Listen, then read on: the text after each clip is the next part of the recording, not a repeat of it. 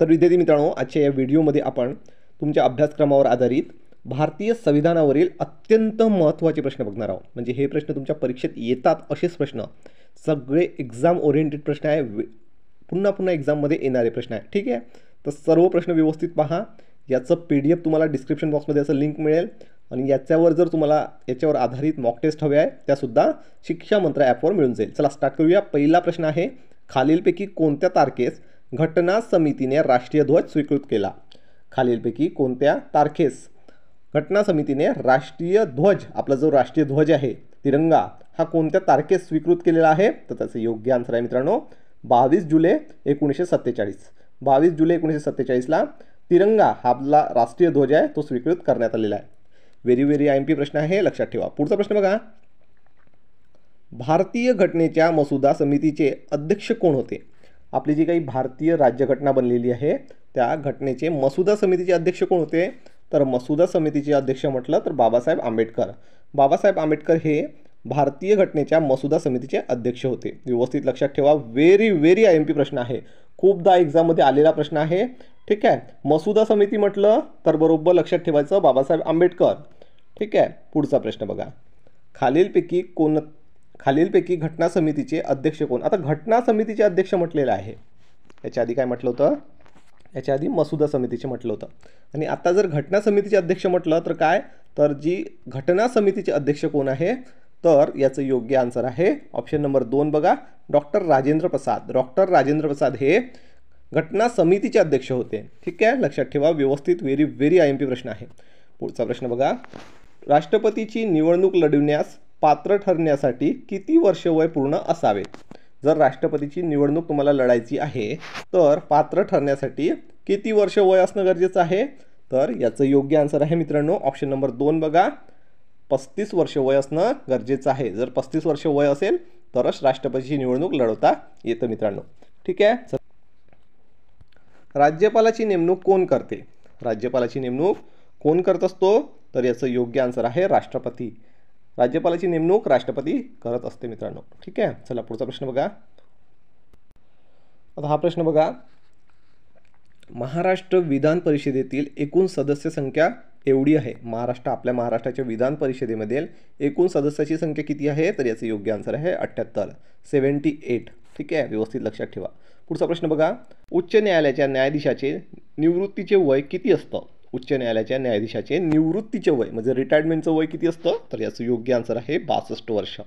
62 वर्षानंतर त्यांना रिटायरमेंट दिल्या जाते. चला पुढचा प्रश्न बघा, संसदेचे कायमस्वरूपी सभागृह कोणते? संसदेचे कायमस्वरूपी म्हटलेलं आहे तर याचं योग्य आन्सर आहे राज्यसभा. राज्यसभा हे कायमस्वरूपी सभागृह आहे मित्रांनो. व्यवस्थित लक्षात ठेवा. हे पूर्ण कधीही स्थगित होत नाही. लोकसभा पूर्ण स्थगित होते परंतु राज्यसभा कधीही स्थगित होत नाही. कायमस्वरूपी सभागृह आहे. ठीक आहे, चला पुढचा प्रश्न बघा, ते सर्वोच्च प्रमुख कोण असतात? भारताच्या तिन्ही दलाचे म्हटलेलं आहे. म्हणजेच तिन्ही दल कुठले कुठले? तर Indian army, Indian navy, Indian air force याचे तिन्ही दलाचे प्रमुख कोण असते? तर राष्ट्रपती असतो. ठीक आहे, व्यवस्थित लक्षात ठेवा. व्हेरी व्हेरी IMP प्रश्न आहे. पुढचा प्रश्न बघा, मंत्रिमंडळ आपल्या कामकाजाबद्दल कोणास जबाबदार असतो? मंत्रिमंडळ आपल्या कामकाजाबद्दल कोणास जबाबदार असतो? तर याचं योग्य आन्सर आहे मित्रांनो 2, सेकंड नंबरचा ऑप्शन बघा. मंत्रिमंडळ जो आहे तो आपल्या कामकाजास लोकसभेस जबाबदार असतो. लोकसभेस जबाबदार असतो. ठीक आहे, चला पुढचा प्रश्न बघा, राज्यसभेत जास्तीत जास्त किती सदस्य असतात? राज्यसभेमध्ये जास्तीत जास्त किती सदस्य असतात? तर याचं योग्य आन्सर आहे ऑप्शन नंबर 3, 250. 250 सदस्य असू शकतात राज्यसभेमध्ये. ठीक आहे, पुढचा प्रश्न बघूया, राज्यसभेची निवडणूक लढवणाऱ्या व्यक्तीचे वय किती वर्ष पूर्ण असावेत? जर राज्यसभेची निवडणूक लढायची आहे तर त्या व्यक्तीचे वय किती असणं गरजेचं आहे? तर ऑप्शन नंबर 4 इथे बघा, राईट आन्सर आहे ऑप्शन नंबर 4, 30 वर्ष वय असणं गरजेचं आहे. ठीक आहे, चला पुढचा प्रश्न बघा, कोणता हक्क मूलभूत हक्क नाही? कोणता हक्क मूलभूत हक्क नाही असं म्हटलं गेलेलं आहे?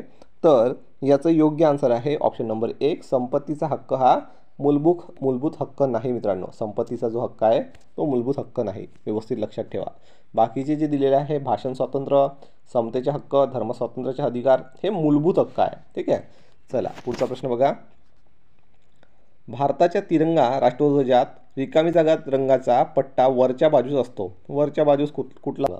केसरी रंग जो आहे भारताच्या तिरंगा ध्वजात केसरी रंगाचा पट्टा हा वरच्या बाजूस असतो. ठीक आहे, लक्षात ठेवा. पुढचा प्रश्न बघा. भारताचा राष्ट्रीय खेळ कोणता आहे? आपल्या भारत देशाचा राष्ट्रीय खेळ कोणता आहे? तर याचं योग्य आन्सर आहे हॉकी. हॉकी हा आपल्या भारत देशाचा राष्ट्रीय खेळ आहे मित्रांनो. पुढचा प्रश्न बघा. राज्यसभेच्या रिकामी जागा सदस्याची नेमणूक राष्ट्रपती करतो. तर राज्यसभेच्या किती सदस्याची नेमणूक राष्ट्रपती करतो? तर याचं योग्य आन्सर आहे मित्रांनो ऑप्शन नंबर 3 बघा, 12 सदस्यांची नेमणूक जो आहे तो राष्ट्रपती करत असतो. ठीक आहे, बाकीचे निवडून येतात, परंतु राज्यसभेच्या 12 सदस्यांची नेमणूक जी आहे राष्ट्रपतीद्वारे केल्या जाते. त्यानंतर 17 नंबरचा प्रश्न बघा. रिकामी जागा हे भारतीय संघ राज्यघटनेचे घटनात्मक प्रमुख असावेत. कोण आहे? रिकामी जागा हे भारतीय संघ राज्याचे घटनात्मक प्रमुख असावेत. तर कोण असेल? तर याचं योग्य आन्सर आहे ऑप्शन नंबर 1 राष्ट्रपती हे भारतीय संघ राज्याचे घटनात्मक प्रमुख असतात. ठीक आहे, चला पुढचा प्रश्न बघा.